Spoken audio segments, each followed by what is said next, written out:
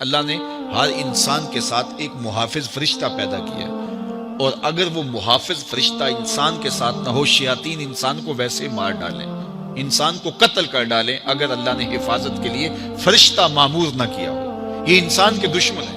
اور انسان کو شیاطین راہ مستقیم سے ہٹانے کے لیے دن رات کوشش ہے۔ پھر یہ اتنا مکار دشمن ہے، ہر ایک کو ایک لاٹھی سے نہیں ہانکتا، اسے پتا ہے کہ کس کو کیسے بھٹکانا ہے۔ ایک شب زندہ دار جس کو سحری کے وقت اٹھ کے آنسو بہانے کا لطف ملتا ہے، اب شیطان اس کو کہے کہ سحری کے وقت اٹھا نہ کر، تو وہ شب زندہ دار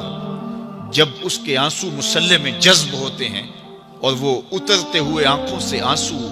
اتنی لذت اسے دیتے ہیں کہ دنیا ما فیہا کی لذتیں ایک طرف اور یاد خدا میں رونا ایک طرف۔ اب شیطان کسی کو کہے کہ سحری کے وقت اٹھا نہ کر، تو کوئی شیطان کی یہ بات تھوڑی مانے گا، تو شیطان اسے یہ کہتا بھی نہیں ہے، اسے کہتا نہیں اٹھا کر، لیکن صبح بتا دیا کر کے میں تہجد گزار، اسے ریا میں مبتلا کرے گا۔ ایک شخص جس کی طبع میں فیاضی گندی ہوئی ہے، اب شیطان اس کو کہے کہ تو سخاوت نہ کیا کر، بخل کا درس دے، تو طبعاً جو سخی شخص ہے، جس کی فطرت کے اندر فیاضی ہے، تو وہ شیطان کی اس بات کو تو نہیں مانے گا۔ شیطان اسے یہ کہتا بھی نہیں کہ تو بخل کر، اسے فضول خرچی کی طرف لگا دے گا، اسے ان کاموں میں خرچ کرنے کی ترغیب دے گا جس کا اس کو اور معاشرے کو کوئی فائدہ نہیں ہوگا۔ اس لیے شیطان رخ بدلتا ہے۔ ایک شاعر جس کی طبع کے اندر لطافت ہے، نرمی ہے، محبت ہے، اب شیطان اس کو کہے کہ فلاں کو قتل کر دے، تو شاعر تو شاخ سے پھول بھی نہیں توڑ سکتا، تو پھر وہ کسی کا سر کاٹ دے، یہ کیسے ممکن ہو سکتا ہے؟ شیطان ایک شاعر کو یہ کہتا بھی نہیں، اسے وہ شراب اور شباب کے پیچھے لگا دیتا ہے۔ اب اتنا سخت دشمن، اتنا مکار دشمن، حضرت سیدنا غوث اعظم رضی اللہ تعالیٰ عنہ فرماتے ہیں میرے اوپر صحاب نور چھا گیا اور آواز آئی، عبد القادر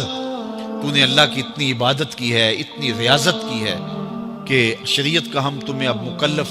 نہیں رہنے دیتے، اور اب تو نماز نہ پڑھے اور دیگر اعمال نہ کرے تو تجھے کوئی پکڑ نہیں، میں تیرے اوپر ایسے راضی ہو گیا۔ تو ایسے بادل سے آواز آئی، کہتے مان میرے دل میں خیال آیا کہ اگر عبادت کا مکلف نہ ہونا ہوتا تو امام الانبیاء صلی اللہ علیہ وسلم سے بڑھ کر کون اللہ کا مقرب تھا۔ حتی تتورم قدماہ، حضور جب نماز پڑھتے اور اس قدر لمبا قیام کرتے، حضور کے مبارک پاؤں سوج جاتے، لیکن ان کو تو کہا گیا وَاعْبُدْ رَبَّكَ حَتَّى يَأْتِيَكَ الْيَقِينُ، انہیں تو کہا گیا کہ آخری سانس تک اللہ کی عبادت کرنی ہے۔ تو میں کون ہوں کہ مجھے کہا جائے کہ تو اب عبادات کا مکلف نہیں رہا، کوئی بات نہیں ہے۔ تو کہتے ہیں میں لا حول ولا قوت الا باللہ پڑھا تو وہ جو مجھے دور نظر آ رہا تھا وہ سیاہی میں بدل گیا۔ تو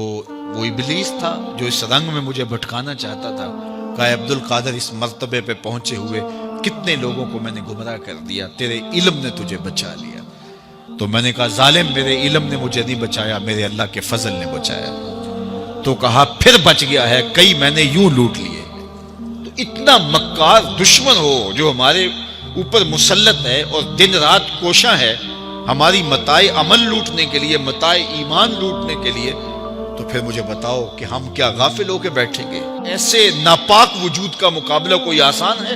جو ہماری متاع عمل لوٹتا ہے، متاع ایمان لوٹتا ہے، ہمیں عمل کرنے نہیں دیتا، کریں تو وسواس ڈال رہا ہوتا ہے، کرنے تو ریا میں اور تکبر میں مبتلا کر کے، عجب میں مبتلا کر کے کیا ہوا عمل بھی لوٹ لیتا ہے۔ مجھے بتاؤ یہ کوئی جو ہے وہ سوکھا کام ہے کہ ہم مقابلہ کریں؟ اب ماہ صیام میں روزے سے بھوک بھی کاٹتے ہیں، اور قرآن مجید کی تلاوت اور دیگر معمولات کے لیے ہمیں تنہائی بھی میسر آتی ہے، اور اسی طرح ہمیں روزے سے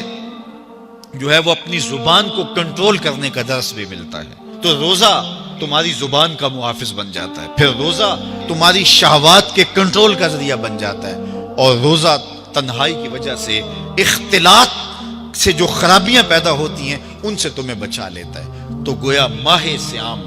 اللہ تعالیٰ کی رحمتوں کا ایک روپ ہے، اور یہ ایک مہینے کا تربیتی کورس ہے جس کے ذریعے سے ہم اپنے باطن کی صفائی کر سکتے ہیں اور اندر کی غلاستیں، اندر کے میل کو چیل مٹا سکتے ہیں۔